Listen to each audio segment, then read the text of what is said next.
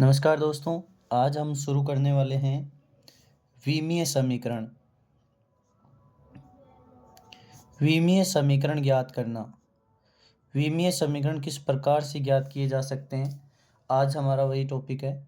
हम विभिन्न राशियों के जो विमीय समीकरण हैं, उनको लिखने के लिए तीन मुख्य इकाइयाँ होती है। एक तो होती है एम की घात ए, दूसरी होती है एल की घात बी और टी की घात सी। ध्यान रहे, इनको हमें बड़े कोष्टक में लिखना होता है। यहाँ हम बात कर रहे हैं एम की। एम जो होता है वो होता है द्रव्यमान। एम का मतलब क्या होता है? एम का मान होता है द्रव्यमान। एम का मतलब होता है द्रव्यमान। उसके बाद में एल का मतलब होता है लंबाई और टी का मतलब होता है समय। लंबाई का मतलब यहाँ पर हम दूरी से है, ठीक है। अगर हम बात करें सबसे पहले टी, एम की घात ए, एल की घात बी, टी की घात सी। एम का मतलब द्रव्यमान, एल का मतलब लंबाई और टी का मतलब समय होता है। इसके बाद में देखिए, हम सबसे पहले लिखते हैं द्रव्यमान का विमीय समीकरण। द्रव्यमान का विमीय समीकरण।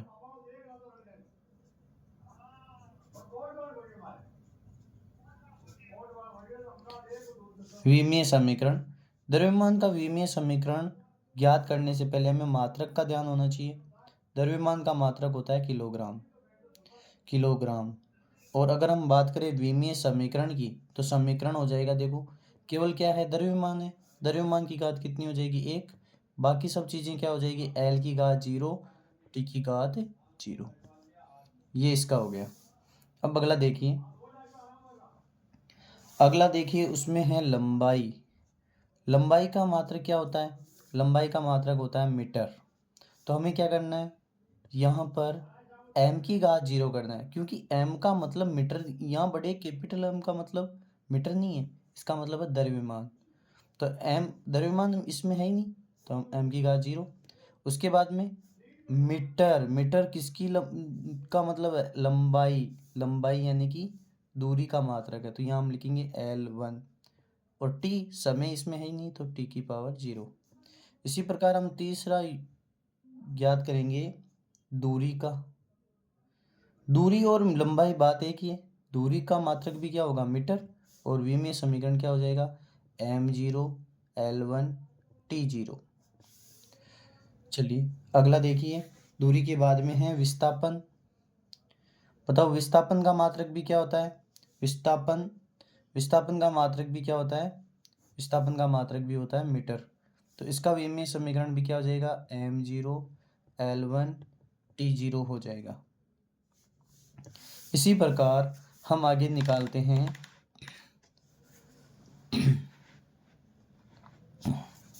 5 नंबर यूनिट। 5 नंबर यूनिट में हम ले लेते हैं ऊंचाई। बताओ ऊंचाई को भी किस में मापते हैं? ऊंचाई को भी हम मापते हैं मीटर में। तो इसका विमीय समीकरण हो जाएगा m0 L1 t की पावर 0 हो जाएगा। इसी प्रकार हम 6 नंबर यूनिट लेते हैं चाल का मात्रक बताइए क्या होता है? मीटर प्रति सेकंड होता है। या हम इसे क्या लिख सकते हैं? Metre second inverse m s की घात -1 भी हम इसको लिख सकते हैं। अब हमें इसका निकालना विमीय समीकरण। तो देखिए मीटर, बताओ किलोग्राम तो इसमें है नहीं, तो किलोग्राम नहीं है, तो 0 m की घात। l लंबाई कितनी है? 1। और टी की घात -1। टी की घात -1 इसलिए हो जाएगी क्योंकि सेकंड बटावा में है, ऊपर जाएगा तो क्या हो जाएगा? यहाँ हम एस की घात 1 लिख सकते हैं, ऊपर जाएगा तो -1 हो जाएगा। अगला है त्वरण। त्वरण का मात्रक होता है मीटर प्रति सेकंड स्क्वायर। तो देखिए विमीय समीकरण क्या बन जाएगा? बताओ द्रव्यमान है क्या? द्रव्यमान नहीं है, तो m की घात 0। बताओ लंबाई है कितनी पावर? 1 पावर। और समय की पावर कितनी है? 2।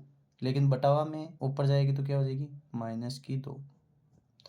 अंश में ले जाएंगे, हर में है तो अंश में जाएगी तो घात क्या हो जाएगी -2। इसी प्रकार हो जाएगा त्वरण के बाद में बल। बल का विमीय समीकरण बताओ। बल का मात्रक हमने क्या पढ़ा था? बल का मात्रक पढ़ा था हमने किलोग्राम मीटर प्रति सेकंड स्क्वायर। अगर ये आपको नहीं आता तो एक ध्यान रहे, बल का सूत्र होता है F बराबर ma। तो द्रव्यमान का मात्रक तो हो जाएगा किलोग्राम और त्वरण का मात्रक हो जाएगा मीटर प्रति सेकंड स्क्वायर। मीटर प्रति सेकंड स्क्वायर। अब देखिए, अब इसका विमीय समीकरण देखिए। बताओ, किलोग्राम है, द्रव्यमान का मात्रक है, तो द्रव्यमान को लिखते हैं m से, यहाँ पर m की पावर 1। m स्मॉल m है, दूरी का मात्रक है, तो यहाँ पर हो जाएगा l की पावर 1।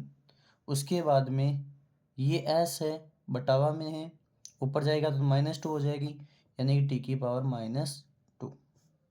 बिल्कुल आसान है, हम इससे बड़े बड़े यूनिट भी लेने वाले हैं। सारे विमीय समीकरण 11th क्लास के 12th क्लास के सारे आ जाएंगे इसमें। कंटिन्यू बने रहिए आप। 9 नंबर पे है कार्य। कार्य कार्य कार्य का मात्रक आप देखो, कार्य का मात्रक आपको या तो सीधा याद रखना है, या आप अगर नहीं रखना चाह रहे हो सीधा तो सूत्र याद कर लो। कार्य बराबर क्या होता है? बल गुणा विस्थापन। तो बताइए, बल का मात्रक क्या लिखा था वो लिख लो पहले तो। बल का मात्रक किलोग्राम मीटर प्रति सेकंड स्क्वायर, और विस्थापन का मात्रक भी क्या हो जाएगा? मीटर। तो इसका मात्रक क्या बन जाएगा? मात्रक बन जाएगा किलोग्राम मीटर स्क्वायर प्रति second square. Kilogram metre square प्रति सेकंड स्क्वायर। और इसका मात्रक देखिए, बना लीजिए, किलोग्राम है, किलोग्राम यानी कि m की पावर 1। m मीटर का मतलब लंबाई, लेंथ, l की पावर 2, और सेकंड बटावा में ऊपर चला जाएगा तो क्या हो जाएगा? t की पावर -2। इसी प्रकार देखिए, उसके बाद में है अगला 10 नंबर पे ऊर्जा। बताओ, कार्य का मात्रक और ऊर्जा का मात्रक बराबर होता है कि नहीं होता है? कार्य का मात्रक किसके बराबर होता है? ऊर्जा के बराबर होता है। कार्य बराबर ऊर्जा, तो मात्रक जब बराबर है किलोग्राम मीटर स्क्वायर प्रति सेकंड स्क्वायर, तो इसका विमीय समीकरण भी हो जाएगा m1l2 t की पावर -2। इसी प्रकार इसी प्रकार अगला है दाब। अगला क्या है? दाब। दाब का सूत्र हमने कल की क्लास में पढ़ा था। दाब बराबर होता है बल गुणा बल बटावा क्षेत्रफल, बल बटावा क्षेत्रफल। अब भी हमने बताया था बल का मात्रक होता है किलोग्राम मीटर प्रति सेकंड स्क्वायर, और क्षेत्रफल का मात्रक क्या होता है? Metre square. तो बताइए, यहाँ से m से ये स्क्वायर कट जाएगा और यहाँ मात्रक बन जाएगा अपना किलोग्राम प्रति मीटर सेकंड स्क्वायर। और यहाँ से अब हमें विमीय समीकरण बनाना है दाब का। तो किलोग्राम यानी कि m मास का पावर 1। द्रव्यमान है, ये द्रव्यमान को इंग्लिश में कहते हैं मास की पावर 1। ये है मीटर, लेंथ है, ऊपर जाएगी तो घात -1, और ये है समय t, ऊपर जाएगा तो क्या हो जाएगा? -2। इसी प्रकार हम आगे पढ़ने वाले हैं दाब के बाद में आएगा रेखीय संवेग।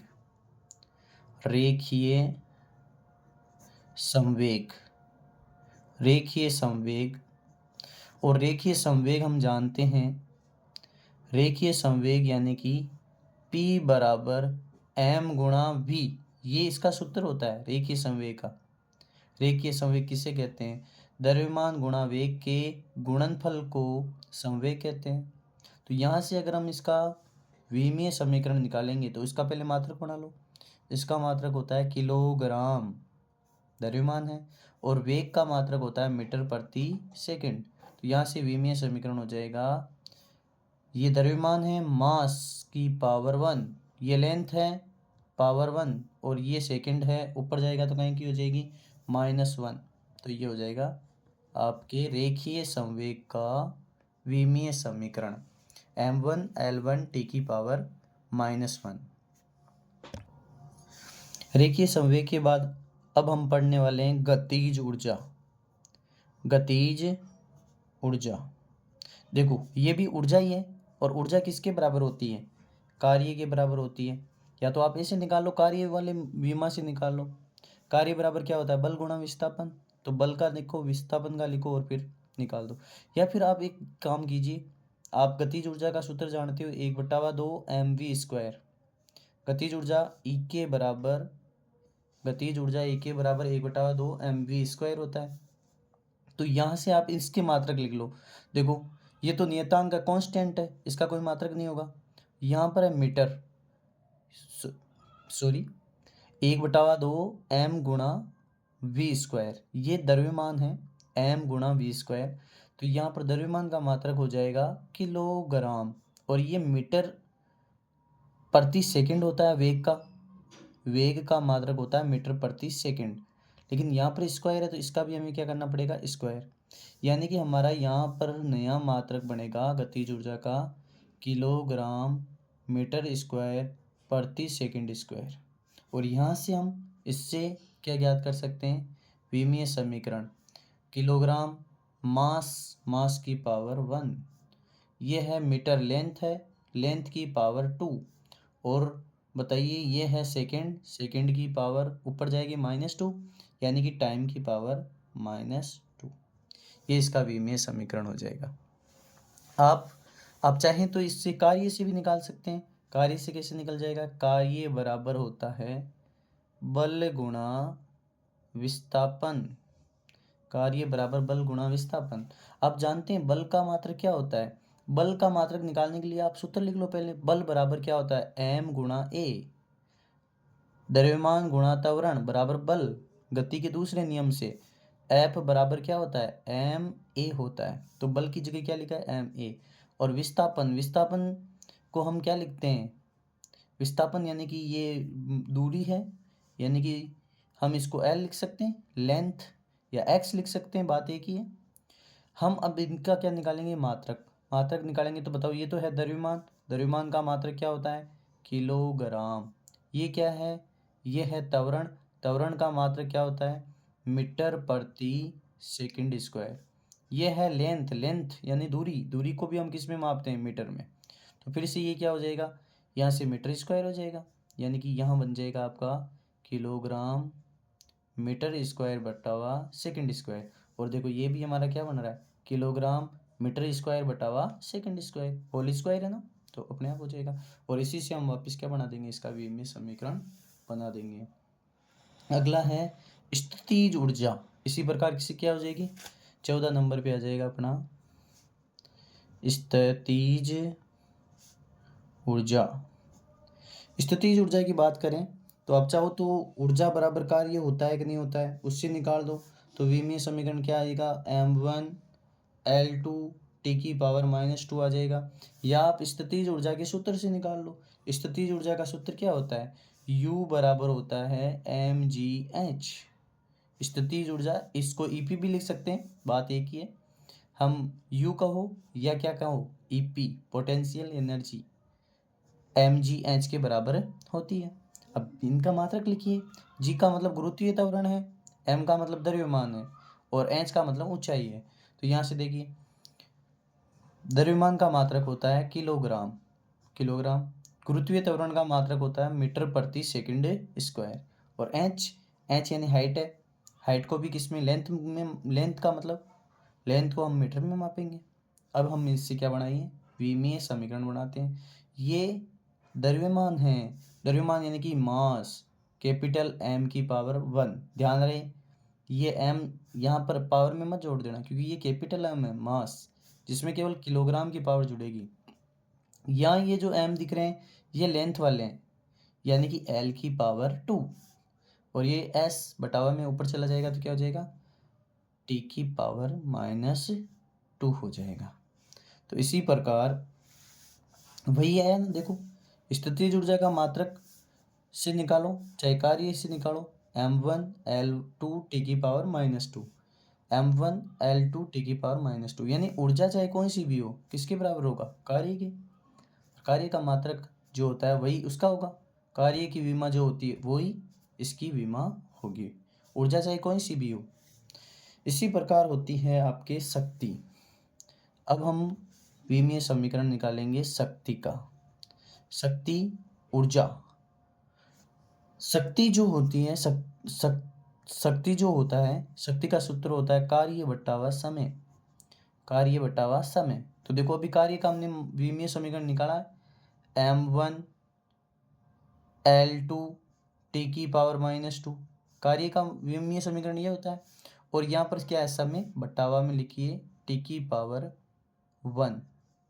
चलिए टी की पावर ऊपर जाएगी तो क्या हो जाएगी -1, और -1 और -2 कितने हो जाएंगे, -3, और विमीय समीकरण बन जाएगा m1l2 टी की पावर -3। ये ऐसे सोल्व हो जाएगा। चलिए शक्ति के बाद में अंतिम है, अंतिम हम यहाँ आज के लिए अंतिम निकालेंगे आइंस्टाइन समीकरण की विमीय समीकरण। तो आइंस्टाइन समीकरण का जो होता है, आइंस्टाइन समीकरण E बराबर होता है mc²। ये आइंस्टाइन का समीकरण होता है। हम इससे बताओ E का मतलब क्या है, ऊर्जा, और यहाँ m का मतलब क्या है, द्रव्यमान, और ये C का मतलब है निर्वात में चाल। और निर्वात में जो चाल होती है, प्रकाश की चाल, उसका मात्रक होता है मीटर प्रति सेकंड। और बताओ इसका भी स्क्वायर है, तो यहाँ पर भी यहाँ लिखता हूँ मैं। देखो ये द्रव्यमान है, द्रव्यमान का मात्रक होता है किलोग्राम। यहाँ है C वेग, प्रकाश का वेग होता है मीटर प्रति सेकंड में मापते हैं, और इसका स्क्वायर है इसलिए इसका भी क्या करेंगे, स्क्वायर करेंगे। और अब हम निकाल लेते हैं इसका मात्रक, यानी E का मतलब होता है ऊर्जा। आइंस्टीन समीकरण में ऊर्जा बराबर होता है mc², और इससे हम अगर मात्रक निकालेंगे तो देखो ये किलोग्राम है, किलोग्राम यानी कि m की पावर 1, m की पावर 2 यानी कि l की पावर 2, मीटर है, लेंथ है ये, और ये है सेकंड, सेकंड की पावर भी क्या होगी 2, और ऊपर जाएगी तो क्या हो जाएगी -2। और देखिए ऊर्जा का जो मात्रक हमने ऊपर निकाला था, विमीय समीकरण निकाला था m1l2 टी की पावर -2, उसी प्रकार m1l2 टी की पावर -2। तो आज के लिए इतना ही। आज हमने विमीय समीकरण पढ़े, एक बार वापस से रिपीट कीजिएगा इनको, और मिलते हैं कल। धन्यवाद।